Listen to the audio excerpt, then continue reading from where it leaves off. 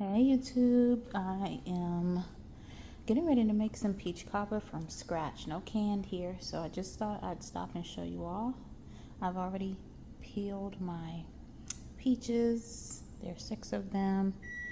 And next, I'm going to remove the pits and slice them. Show you when they're all done.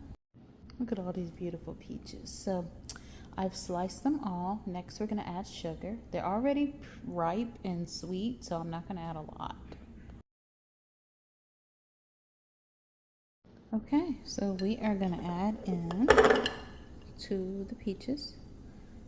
It calls for about ½ a cup, but we're going to do about 2 heaping tablespoons of brown sugar. I'm going to do the same for the white sugar.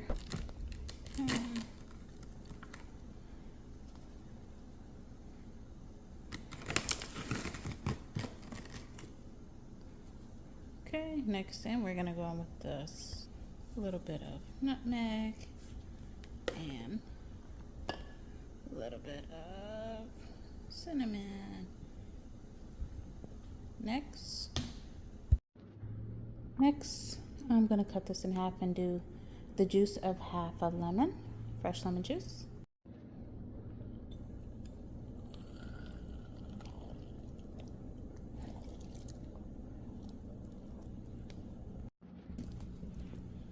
Next, 2 teaspoons of cornstarch. A little bit too much cornstarch, but I'm gonna go ahead and mix this all together and make sure it's well combined. And then we're gonna put it in the oven on 425 for just about 10 minutes.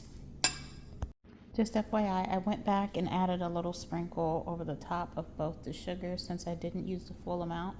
I did try the broth a little bit and it's a little tart since I used too much lemon. So just a note there. But anyway, going into the oven for 10 minutes. While the peaches are in the oven, we are going to go ahead and start on the topping. Okay, we're going to do 1 cup. This is a third, but I'm going to equal up to 1 cup of flour, 1 teaspoon of baking powder. You can use the top to level that off. Just a hack for you there. If I can fill it up all the way. Yep. Teaspoon of baking powder. Then we're going to add some sugar, about a 1/4 cup-ish of each one again into here. And then we're going to add butter to make like crumbly mixture and a few more things. Guys, I swear by this butter. This is the only one I buy anymore. This is Amish country salted butter. I don't know if you've read butter in the grocery store, but I can guarantee you it has more than that in the ingredients. So that's why I buy it. It is salted. Unfortunately, only comes salted, so beware of that. But I just use it sparingly, and I don't add extra salt. Okay, so this is just peach juice on here.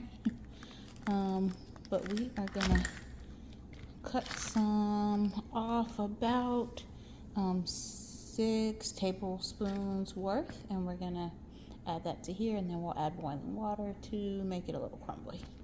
Okay, I'm just gonna cut it up. I know you guys love measurements, so 1/4 cup of boiling hot water. I'm gonna mix it together. I took out the butter, just only a little bit in there, but I'm gonna get this all clumped up, and then we're gonna add in our butter. Okay, gonna mix this till it's well combined. It's gonna be a little like gummy like texture.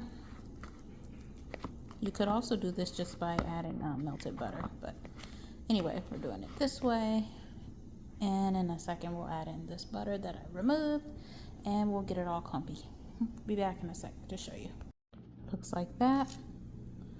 It's going in with all the butter, and I'm just gonna really just clump it up. So this is actually a lot more wet than I usually like it, but I may add a little bit more flour, but anyway, gonna do it like this in little clumps. I did add a little bit of cinnamon.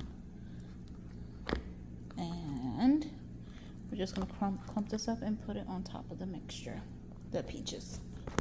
Okay, so everything's on here. I'm just gonna top with a little sprinkle of sugar across the whole thing, and also a little bit of cinnamon. And we'll put it in the oven. Okay, it's going in the oven to bake for 30 minutes on 425. Okay, not too much. I don't want it to be too sweet. Okay, it's out. That's how it's looking. Give you a full. Let me show you the side. Doesn't that look delicious? Yum. All right, so let's let this cool for about, I don't know, 20 minutes or so we can try it. But if you can hear that, it's crispy on the top. That's what we wanted.